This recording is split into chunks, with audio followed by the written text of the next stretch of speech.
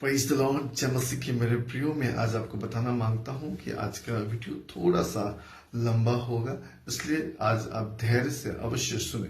खुदा का कलाम इस प्रकार से बताता है कि आज कलीसिया के अंदर एक अच्छा मार्गदर्शन होना बहुत आवश्यक है। एक व्यक्ति अपने जीवन में सही मार्गदर्शन को कैसे प्राप्त कर सकता है, एक आध्यात्मिक मार्गदर्शन को कैसे अपने जीवन में प्राप्त कर सकता है। तो बाइबल बताती है कि उसे सही मार्गदर्शन प्राप्त करने के लिए उसे खुदा की उपस्थिति में बैठना पड़ेगा।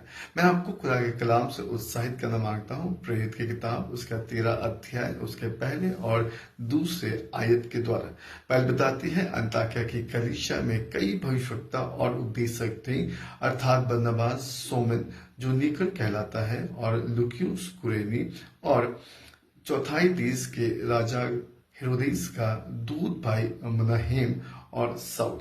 जब वे उपवास सहित प्रभु की उपासना कर रहे थे तो पवित्र आत्मा ने कहा कि मेरे लिए बरनबास और साउल को उस काम के लिए अलग करो जिसके लिए मैंने उन्हें बुलाया है। मेरे प्रियो, मैं आपको बताना मांगता हूं कि आप अगर इस आयत को बहुत ध्यान से आप देखेंगे तो बाइबल बताती है कि ये सारे भविष्यवक्ता जब एक साथ मिलकर उपवास कर रहे थे तो उन्हें पवित्र आत्मा की आवाज सुनाई दी।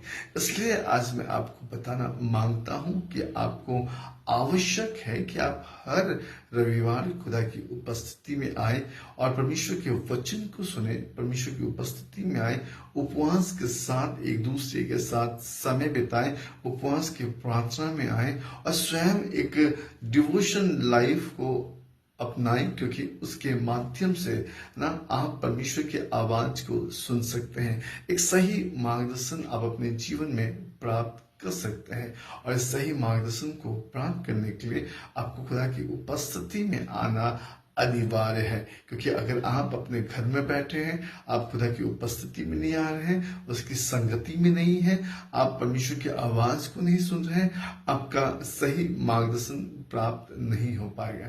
इसलिए आज मैं आपको खुदा के कलाम से उत्साहित करना मांगता हूं कि आप खुदा की उपस्थिति में आए और परमेश्वर की उपस्थिति में बैठे, तो आप सही मार्ग को आप प्राप्त कर सकते हैं। आप जान पाएंगे कि परमेश्वर ने आपको किस लिए बुलाया है। क्या परमेश्वर ने आपको एक आराधक होने के लिए बुलाया है, एक पास्टर होने के लिए, एक सेवक होने के लिए, एक भविष्यवक्ता होने के लिए, एक प्रार्थना के जीवन के द्वारा लोगों के जीवन में आश्रय करने के लिए, आत्माओं को जीतने के लिए, इवेंजलिज्म होने के लिए पिता ने किस लिए आपको बुलाया है? इन बातों को मालूमात करने के लिए आपको खुदा की उपस्थिति में बैठने की आवश्यकता है और पवित्र आत्मा की आवाज को सुनने की आवश्यकता है।